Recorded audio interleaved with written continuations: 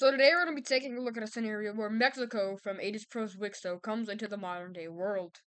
Now Mexico is a very strong country, well not a very strong country, but it's probably a medium-sized country in Adizzpro's WICSO and has now just been plopped into the modern day world. And of course it consumes a lot of modern day Mexico. About half of it, maybe more than half of it.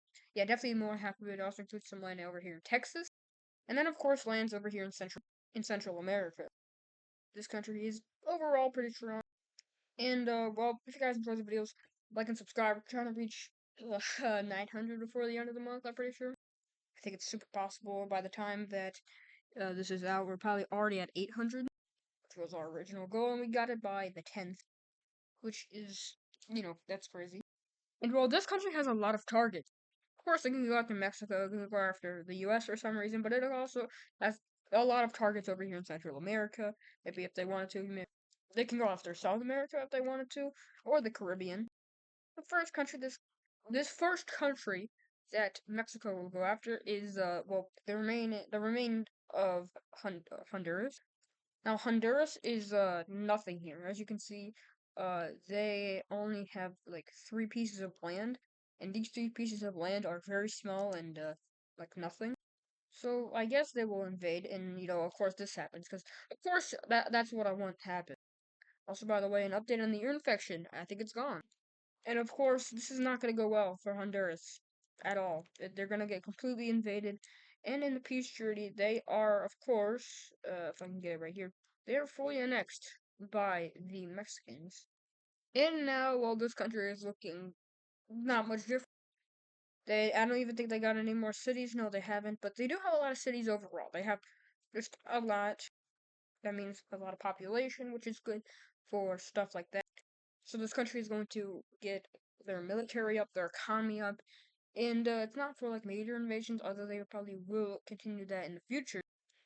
They're mainly getting their economy up, and that's actually their main goal right now, as it is not very good. But they get it up to be one of the more stronger countries in economy in the world. And with that, they will fund up a military better than ever and start their invasion of Nicaragua. Now, you probably didn't even need to do that for Nicaragua, as they are not a very strong country at all. But they will start their invasion over here in the western areas, really just focusing on the capital region, while also focusing on the coast and getting near a lake in the area.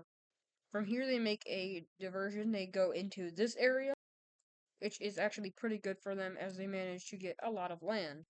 From here, they make another kind of invasion from this area on the coastal region, which is really doing good for them, as they manage to capture a lot of economically important areas, as well as just ports. Yep. With this, already the most important areas of Nicaragua are already captured, and they will officially connect their fronts right here, creating an encirclement. From here, they will go ahead and form like a spearhead, and they will do it on both sides. Then they will also do one from right here. And these spearheads meet up and they create 2 encirclements, which do very important areas. This area falls first, and then of course this area does. And with that, then the capital of Managua falls. With that, the rest of the important areas of this country, just the coastline, is captured. And then they go ahead and meet up right here, in which case they will form a kind of like a agreement. Not really though, and these areas just capitulate in the peace treaty. And of course they get fully annexed. And then they move down to Costa Rica, in which case it's basically the same story. They move in from the coastal regions and take all of this area right here, as well as this land. They then make a full-on invasion and strike and try to go to the capital. They also make 2 spearheads going to encircle it, which encircle a large portion of land over here, which either fly into the sea, they go into the sea, or they die. And then this area is captured at the coastline, and the capital is encircled, making it surrender. From here, this country will die, and in the peace treaty, it is, of course, fully annexed. As now we can see, Mexico is expanding. In fact, they're just expanding a lot. But they will now get a pact formed against them. This includes Colombia, Panama, the Dominican Republic, and Jamaica. Not a very strong alliance, however, it is something to combat the Mexicans. So now the Mexicans don't really have a choice to do anything. So they're gonna go after Cuba. They're going to strike in this like area of Cuba, so like the most western area, and get close to the capital region.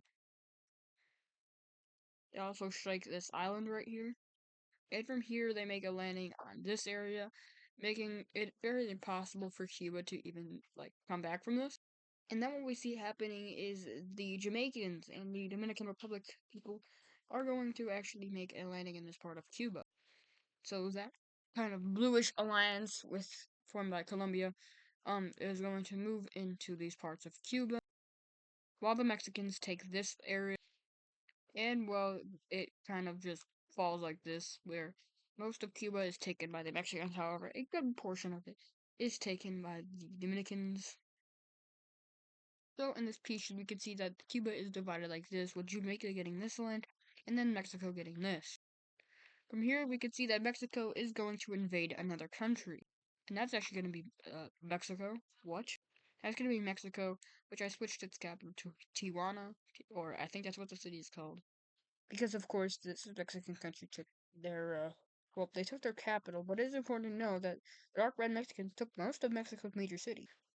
So with that, a better economy and a better military, it's not surprising that the dark red Mexicans are going to do a lot better in this war than the blue Mexicans. They will also make a push into this territory, which just looks like it looks weird, and then make a push to get to this major city.